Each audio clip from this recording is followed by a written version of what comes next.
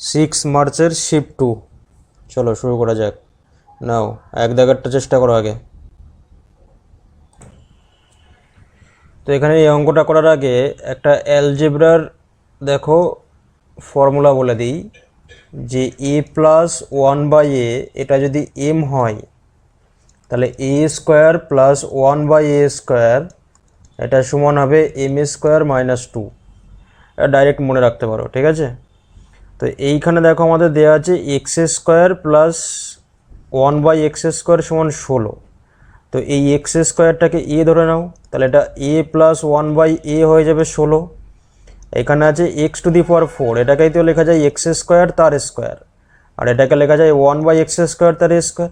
তাহলে x² এর জায়গায় a বসাও, তাহলে দেখো এটাই হয়ে যাবে কি a² + 1/a²।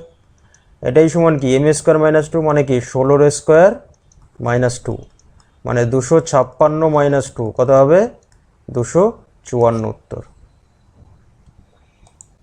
তো এই অঙ্কটা একদম সহজ। বার্ষিক 5% সরল সুদের হারে 2 বছরের কত মূলধনের 720 টাকা। এটা হোমওয়ার্ক নিজেরা করবে, এটা আমি আর করালাম না। এবার এই 3 দাগেরটা করো, 3 দাগেরটা চেষ্টা করো। বলছে অনুষা 55,000 দিয়ে ব্যবসা শুরু করে, 7 মাস পর মৃণাল অংশীদারি হিসাবে অনুষার সঙ্গে যোগ দেয়। 1 বছর পর প্রাপ্ত লাভকে 8:3 অনুপাতে ভাগ করা হয়। তাহলে মূলধনে মৃণালের অর্থরাশি কত ছিল? তো মৃণালের অর্থরাশি x ধরো। তাহলে এই যে অনুষা যে টাকাটা দেয় এই 55,000 টাকা, পুরো এটা 12 মাস ব্যবসায় খাটে, তাহলে 12 মাসে মোট মূলধন এত হবে। আর মৃণাল দেখো 7 মাস পরে যুক্ত হয়, তাই তো। তাহলে ওর মূলধনটা হচ্ছে কত মাস খাটে, 7 মাস পরে যুক্ত হয় মানে 5 মাস খাটে। তাহলে মৃণালের মোট মূলধন হবে 5x। এই দুটোর যে অনুপাত, মূলধনের অনুপাত, এটাই তো লাভের অনুপাত হয়, মনে পড়ছে। তবে 5 দিয়ে কাটো, এটা কত হবে 11,000, ঠিক আছে। 4 দিয়ে কাটো 2, এটা 3, আর 2 দিয়ে এটাকে কাটলে কত হবে 5500। তার মানে x সমান কোনাকুনি গুণ করলে 9 × 5500, ঠিক আছে। তার মানে এটা হবে কত, এই যে 49,500, সহজ গুণ। বোঝা গেল?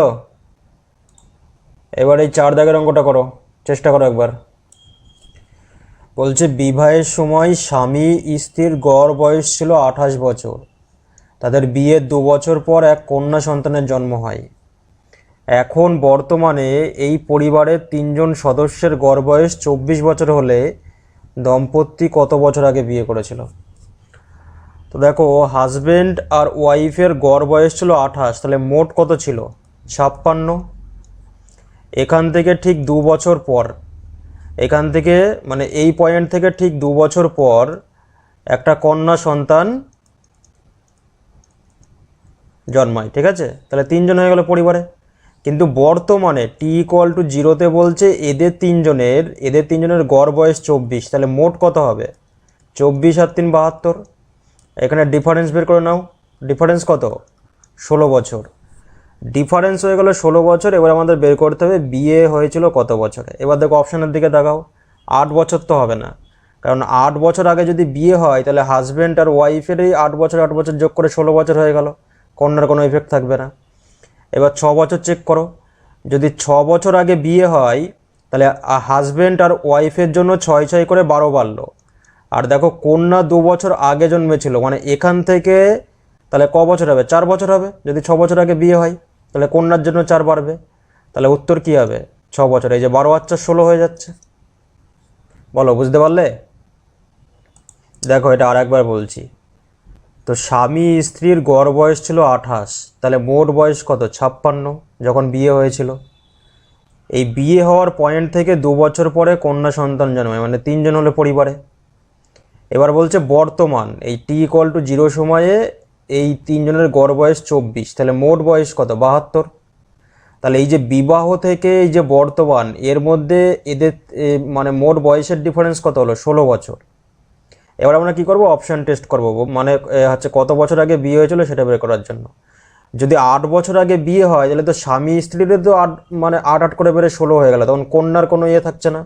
কিন্তু কন্যারও তো মানে এফেক্ট থাকবে এইখানে। এবার যদি 6 অপশান চেক করো, মানে ধরো 6 বছর আগে বিয়ে হয়েছিল, তাহলে হাজব্যান্ড আর ওয়াইফের জন্য 6 করে 12 বছর বাড়লো, এই যে এখান থেকে এখানে। এবার কন্যা দেখো বিয়ের 2 বছর পর হয়েছিল, তার মানে কন্যার জন্য কত বাড়বে, 4 বছর। তাহলে দেখো 12 আর 4 এই যে 16 মিলে যাচ্ছে, তার মানে 6 বছর আগে বিয়ে হয়েছিল। এই 5 দেখাটা চেষ্টা করো। বলছেন নিচের কোন সংখ্যাটির ঠিক 4টি স্বতন্ত্র মানে পৃথক ধনাত্মক ভাজক নেই। ভাজক মানে ফ্যাক্টর, গুণনীয়ক। তো দেখো অপশান আছে পি স্কোয়ার যেখানে পি মৌলিক সংখ্যা, কিউ কিউব যেখানে কিউ মৌলিক সংখ্যা, পি কিউব পি একটি মৌলিক সংখ্যা। এই দুটো অপশান সেম, ডিফারেন্স কিছু নেই, কিন্তু এখানে শুধু কিউ আর পি বলেছে। তো তো কিউ আর পি তো হচ্ছে মৌলিকই সংখ্যা, তো এই দুটোর মধ্যে একটা চেক করলে হয়ে যাবে। আর একটা পি কিউ যেখানে পি কিউ মৌলিক সংখ্যা।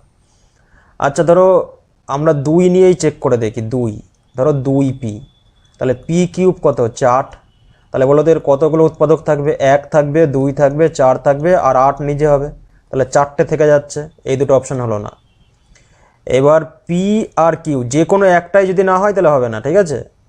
পি আর কিউ, ধরো পি আমরা 2 নিলাম, কিউ 3 নাও, তাহলে পি আর কিউ গুণ করলে কত হচ্ছে 6। এবার দেখো এর কতগুলো উৎপাদক হচ্ছে, 1 2 3 আর 6 নিচে, এখানেও 4টে থাকছে, তাহলে একটাই অপশান বাদ থাকলো, এটাই উত্তর। যদি এটা চেক করতে চাও, ধরো 2 নিয়েই চেক করছো, তাহলে পি স্কোয়ার মানে কত 4, 4-এর দেখো 1 2 4 3টে থাকবে, 4টে থাকছে না, ঠিক আছে। এবার এই 6 দেখাটা চেষ্টা করো। একটু আগে একটা লাভ ক্ষতির অঙ্ক করলাম না, অনেকটা সেরকমভাবেই হবে, করো, চেষ্টা করো। তো এখানে বলেছে এক্স ব্যক্তি মানে এক্স একজন ব্যক্তি 12 মাসের জন্য 12,000 বিনিয়োগ করে, আর ওয়াই ব্যক্তি 18,000 বিনিয়োগ করে 6 মাস পরে তার বিনিয়োগ তুলে নেয়। মানে এই কথার অর্থ কি, ওয়াই 18,000 টাকা 6 মাসের জন্য বিনিয়োগ করে, যদি তাদের বিনিয়োগ থেকে মোট 25,200 টাকা লাভ হয়, তাহলে এক্সের লভ্যাংশ কত। তাহলে আমাদের অনুপাতটা বের করতে হবে, এক্স আর ওয়াইয়ের ফার্স্টে মূলধনের অনুপাত বের করো। তো এক্স 12,000 টাকা 12 মাসের জন্য, আর ওয়াই 18,000 টাকা 6 মাসের জন্য। তাহলে এটা কাটো, 6 দিয়ে এটা 2, 2 দিয়ে কত হবে, এটা 9, আর 3টে শূন্য কেটে গেল, 9 12, মানে 4:3। এই অনুপাতে এটা হলো মূলধনের অনুপাত, তাহলে এটাই হবে লভ্যাংশের অনুপাত, লভ্যাংশের অনুপাত। তাহলে এক্সের লভ্যাংশ কত, মোট লাভ 25,200, আর মোট পার্ট 7 আর এক্সের পার্ট 4, মানে 4/7 হবে। এটা করো, 3 7 21, 6 7 42, 4 36 144, 14,400। এটা তো একদম ইজি অঙ্ক, এটা হোমওয়ার্ক, এটার করাবো না, এটা তোমরা নিজেরা করো। এই 8 দাগেরটা চেষ্টা করো। এবার এখানে একটা হিন্টস দিলাম, সুষম ষড়ভুজের মধ্যে 6টি সমবাহু ত্রিভুজ থাকে, 6টি সমবাহু ত্রিভুজ থাকে, এটা হিন্টস দিলাম, এই হিন্টস থেকে করো। তা প্রথমে বলেছে একটি বর্গক্ষেত্রের ক্ষেত্রফল 9 সেন্টিমিটার স্কোয়ার, এর পরিসীমা হলো একটা সুষম ষড়ভুজের পরিসীমার সমান, তাহলে ষড়ভুজটার ক্ষেত্রফল কত। তো প্রথমে এখানে বর্গক্ষেত্রের বাহুর দৈর্ঘ্য বের করতে হবে। তো ক্ষেত্রফল 9, 9টাকে লেখা যায় 3 স্কোয়ার, আর বর্গক্ষেত্রের ক্ষেত্রফল বাহুর দৈর্ঘ্য তার স্কোয়ার হয়। তাহলে বর্গক্ষেত্রের বাহুর দৈর্ঘ্য কত পেয়ে গেলে, বর্গক্ষেত্রের বাহু পেয়ে গেলে 3, তাহলে এর পরিসীমা কত হবে, 4a হয়, মানে 4 গুণ বাহুর দৈর্ঘ্য 12। এবার সুষম ষড়ভুজের পরিসীমার সঙ্গে সমান, তো সুষম ষড়ভুজের বাহুর দৈর্ঘ্য এ ধরে নাও, তাহলে সুষম ষড়ভুজ মানে কি 6টা সমান বাহু, তাহলে তার পরিসীমা কী হবে 6a, তাহলে 6a সমান 12, এ সমান 2 পেয়ে গেলে, বোঝা গেল। এবার আমি দেখো একটু ষড়ভুজটা আঁকি। এই যে একটা সুষম ষড়ভুজ, 6টা বাহু থাকবে সমান। এবার দেখো এই সুষম ষড়ভুজের মধ্যে 6খানা সমবাহু ত্রিভুজ থাকে, যার প্রত্যেকটার বাহুর দৈর্ঘ্য এই ষড়ভুজের বাহুর দৈর্ঘ্যের সমান। তাহলে এই সুষম ষড়ভুজের ক্ষেত্রফলটা কী হবে, 6 ইন্টু 6টা মানে 6টা সমবাহু ত্রিভুজ আছে, তাহলে একটা সমবাহু ত্রিভুজের ক্ষেত্রফল কি √3/4 ইন্টু বাহুর দৈর্ঘ্য তার স্কোয়ার 2a স্কোয়ার। মোট 6টা ত্রিভুজ আছে, তাহলে 6 গুণ হয়ে যাবে, তাহলে দেখো 6 × √3/4 ইন্টু 4 তাহলে 4 কেটে গেল, উত্তর কি হলো 6√3। করো 9 দাগেরটা একবার চেষ্টা করো। বলছে এখন থেকে 14 বছর পর 14 এ ও বি এর বয়সের সমষ্টি তাদের বর্তমান বয়সের সমষ্টি দ্বিগুণ হবে। এ যদি বি এর চেয়ে 8 বছরের বড় হয় তাহলে এ এর বর্তমান বয়স কত? ঠিক আছে, তাহলে এখানে বি এর বর্তমান বয়স ধরো এক্স ধরো, তাহলে এ এর কত হবে 8 + x। তাহলে 14 বছর পর এ এর কত হবে 22 + x, আর বি এর হবে 14 + x। এবার বলছে এই 14 বছর পর এই দুটো বয়সের যে যোগফল এ আর বি এর সমষ্টি, মানে 22 আর 14 36, আর x + x 2x, এই বয়সটা তাদের যে বর্তমান বয়স কত হবে 8 + 2x, এর কত গুণ? দ্বিগুণ। তাহলে 2 গুণ করে দাও, বাস হয়ে গেল। 36 + 2x = 16 + 4x। তাহলে 2x ওপাশে নিয়ে গেলে 2x, আর 36 ওপাশে নিয়ে গেলে 20, x = 10। তাহলে এর বর্তমান বয়স কত? 10 + 8 মানে 18। 10 দাগেরটা একটু চেষ্টা করো, 2 মিনিট তোর আমি করছি। তো প্রথমে দেখো আমাদের এক্স আর ওয়াই এর মান দেওয়া আছে, x² + y² বের করতে হবে। তো a² + b² কি হয়? a + b তার হোল স্কোয়ার -2ab। তার মানে আমাদের xy লাগবে আর x + y লাগবে। এবার দেখো xy খুব সহজে বের করতে পারবে। x গুণ y করলে দেখো কোনাকুনি √5 + 2, √5 + 2 কেটে গেল, আর এইদিকে √5 - 2, √5 - 2 কোনাকুনি কেটে যাবে। তাহলে যখন গুণের সময় সব কিছু কেটে কুটে যায় তখন কি পড়ে থাকে 1। তাহলে xy পেয়ে গেলে 1, খুব সহজে পেয়ে গেলে। এবার আমাদের কাজ হলো x + y। তো x + yটা দেখো খুব সহজে বেরিয়ে আসবে।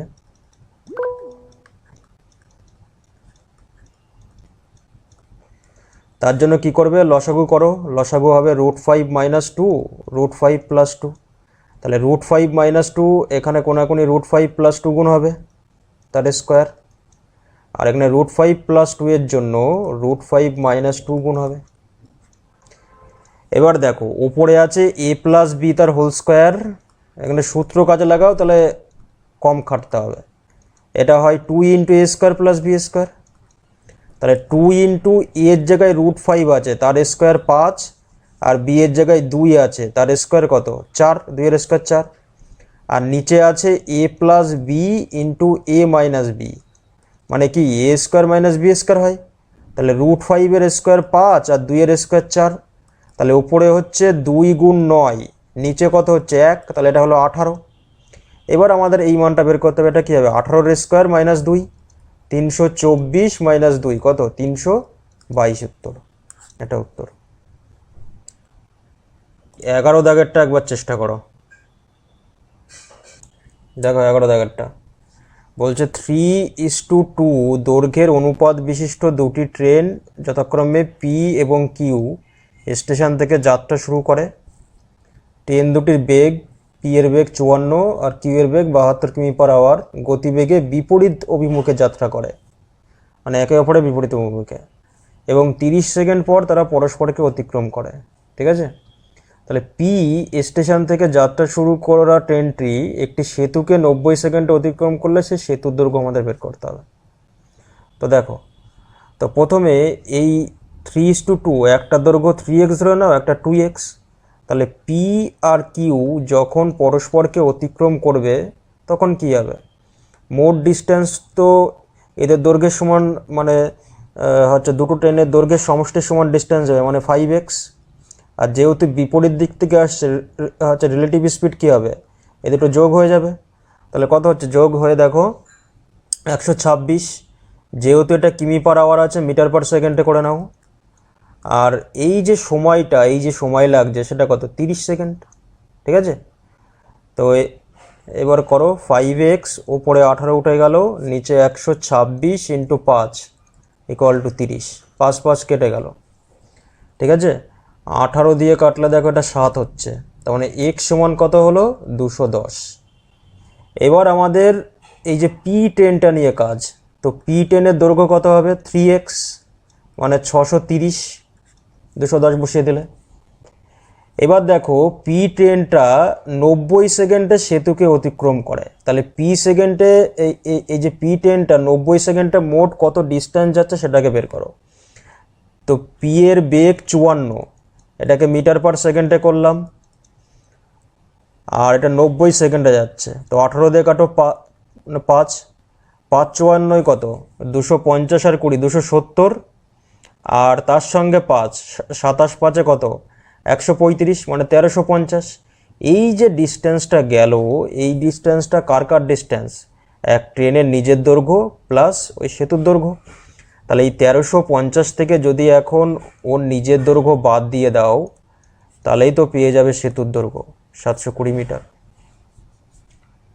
করো 12 দাগেরটা একটা ট্রাই করো, একবার ট্রাই করো, তারপরে আমি করছি। বলছে 3 জন কর্মী ABC একটি কাজ 10, 15, 20 ঘন্টায় শেষ করতে পারে। এ এবং বি কাজ শুরু করে, 2 ঘন্টা পরে সি তাদের সঙ্গে যোগ দেয় এবং তারা বাকি কাজটা শেষ করতে আরও টি ঘন্টা সময় নেয়। মানে 2 ঘন্টা এ আর বি কাজ করে, তারপরে সি যোগ দিয়ে 3 জন মিলে বাকি কাজটা টি ঘন্টায় শেষ করে। তাহলে আমাদের এই টি এর মান বের করতে হবে। তো প্রথম কাজ কি, এফিসিয়েন্সি রেশিও বের করা, 1/10, 1/15, 1/20, টোটাল দেখে বোঝা যাচ্ছে 60 হবে।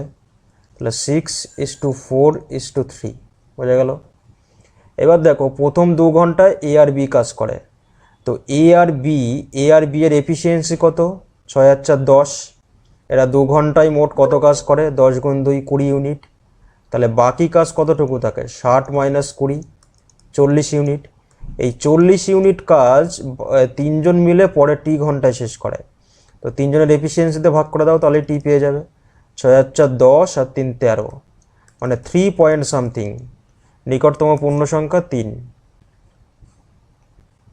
এই জায়গাটা একটু বলে দিই, এই যে আমি 3 পয়েন্ট ডট ডট দিয়েই 3 মার্ক করে দিলাম, এটা করা একটু ভুল হলো, আর একটু করে নেওয়া উচিত ছিল। 3 তেরোই 39 থাকে 1, তাই তো, মানে 3 তেরোই 39 থাকলো হাতে 1, পয়েন্টের জন্য 10, মানে আরও একটা শূন্য, মানে 3.0।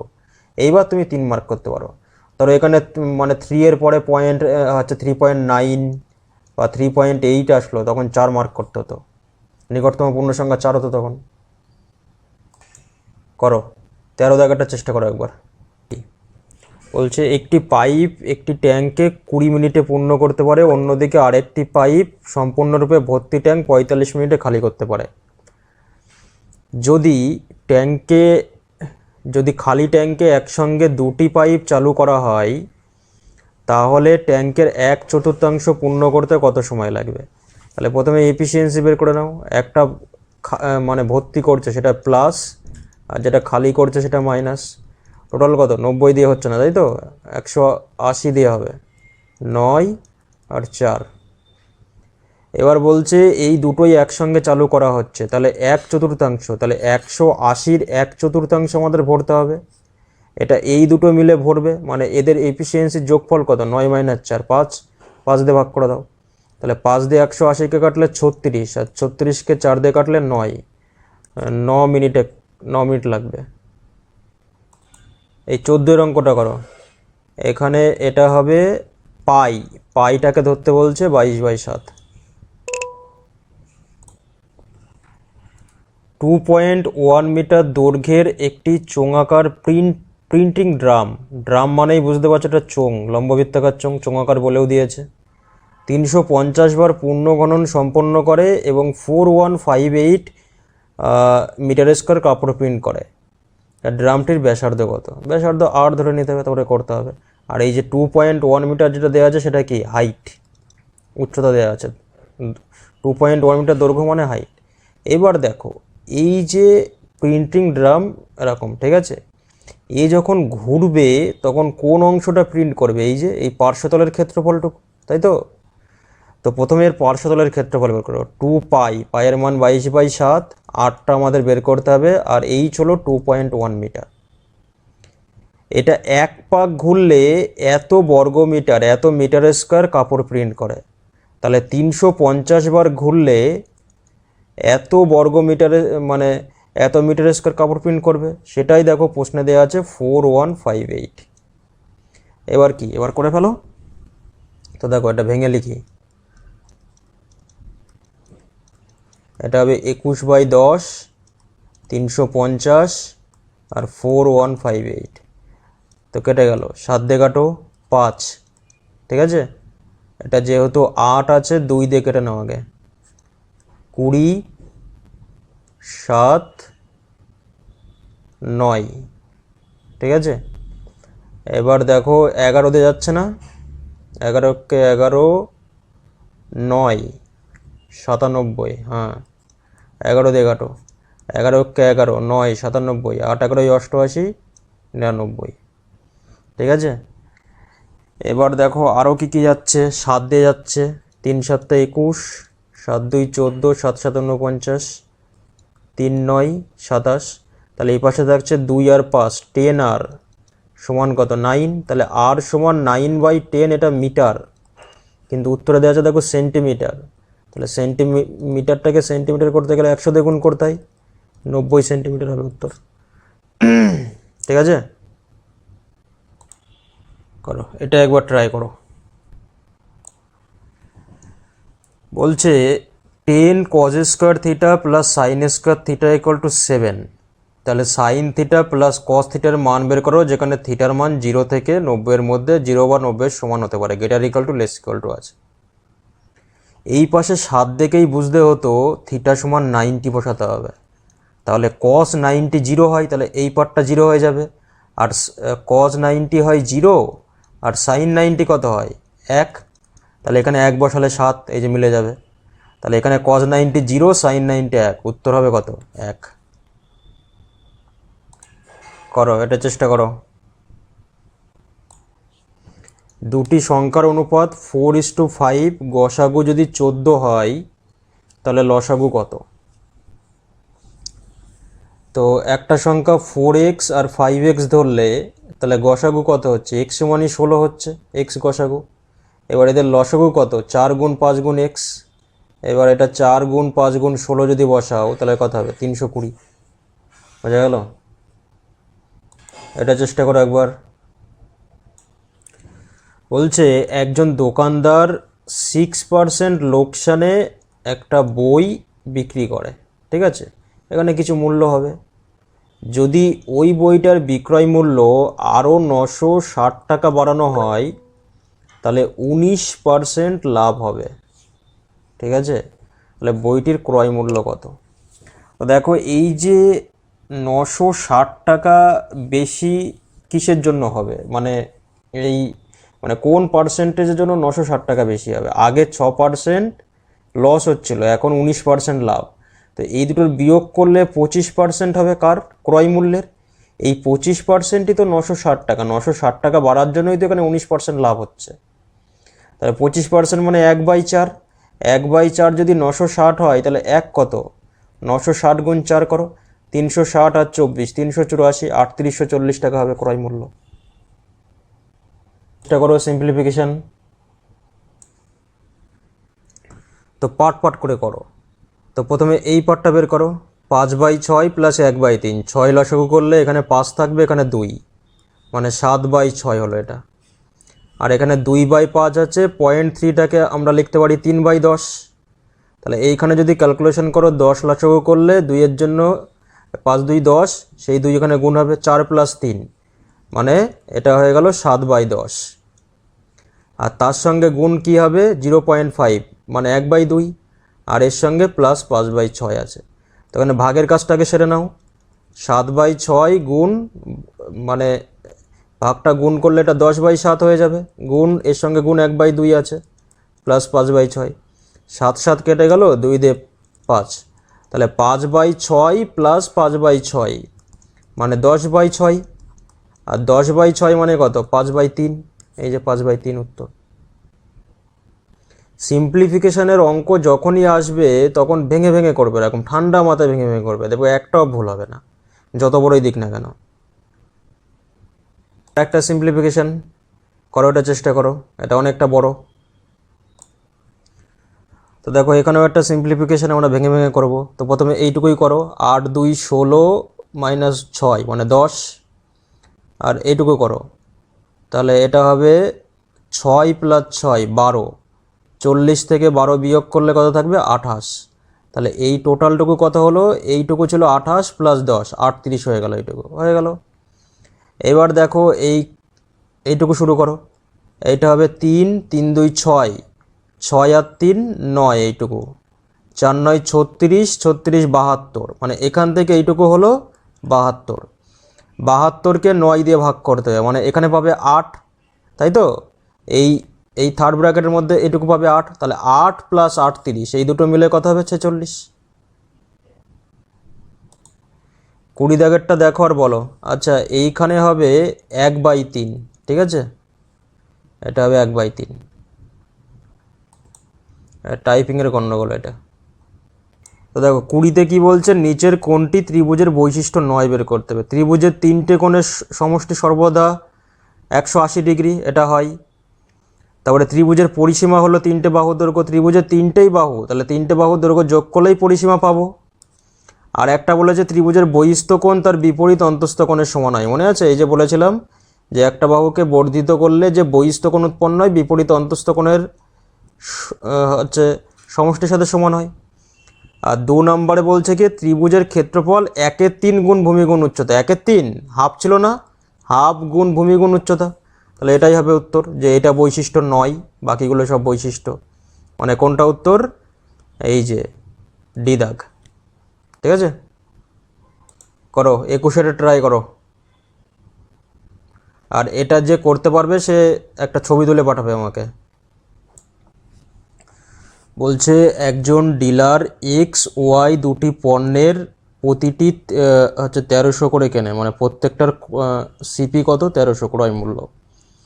সে প্রতিটি পণ্য সমান মূল্যে মুদ্রিত করে। সে 84%, 25% দুটি ক্রমিক ছাড় দিয়ে এক্সকে বিক্রি করে, তারপরেও তার 734 টাকা লাভ হয়। তাহলে এখান থেকে এক্সের সেলিং প্রাইস কত, 1300 প্লাস 734, মানে 2034। যদি সে ওয়াইকে 87% শুধু সিঙ্গেল ছাড়ে বিক্রি করে, তাহলে ওয়াইয়ের কত শতাংশ লাভ হবে? অঙ্কটা ক্যালকুলেটিভ, ঠিক আছে। তো দেখো, তো প্রথমে আগে এই দুটো ছাড় মিলে কত ছাড় হচ্ছে সেটা হচ্ছে বের করতে হবে। মনে আছে কীভাবে করতে হয়? একটা বলেছিলাম যদি A% বৃদ্ধি B% বৃদ্ধি হয়, মানে প্লাস প্লাস হয়, তাহলে দুটো মিলে A প্লাস বি AB/100 হয়।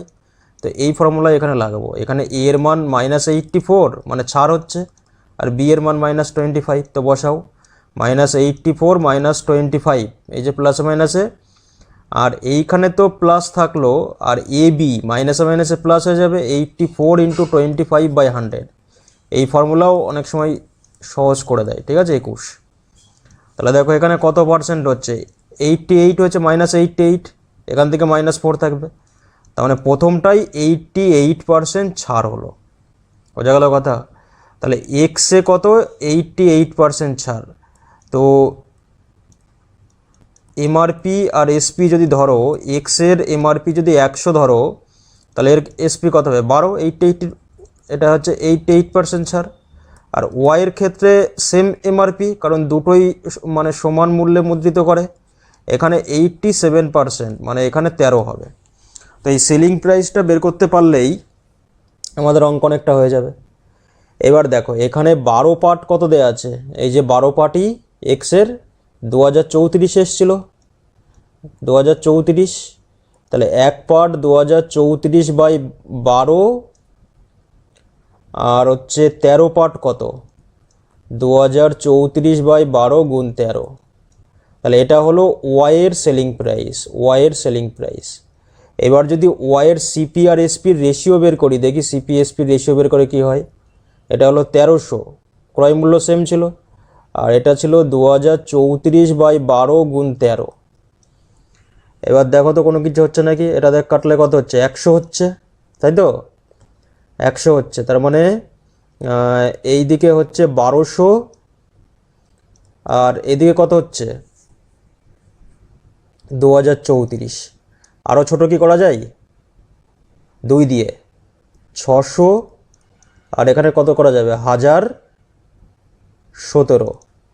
তাহলে এখানে কত লাভ হচ্ছে 417, লাভের পার্সেন্টেজ 417/600 ইন্টু 100, 6 দিয়ে কাটো,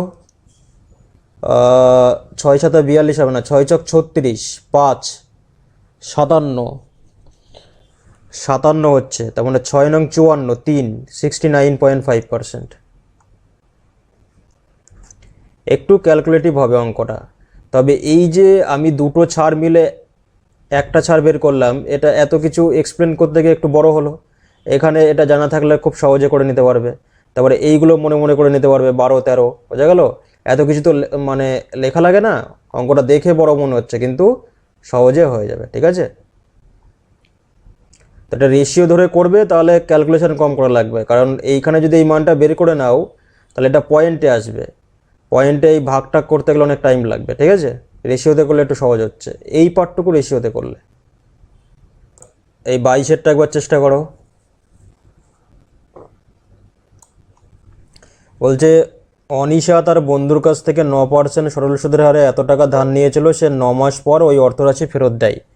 সে মোট কত অর্থরাশি ফেরত দিয়েছিল? এটা এখানে ভুল আছে, মোট অর্থরাশি হবে না, কারণ অপশান থেকে বোঝা যাচ্ছে অনলি ইন্টারেস্ট, শুধু সুদ। মোট অর্থরাশি হলে 28,260 থেকে বেশি হতো।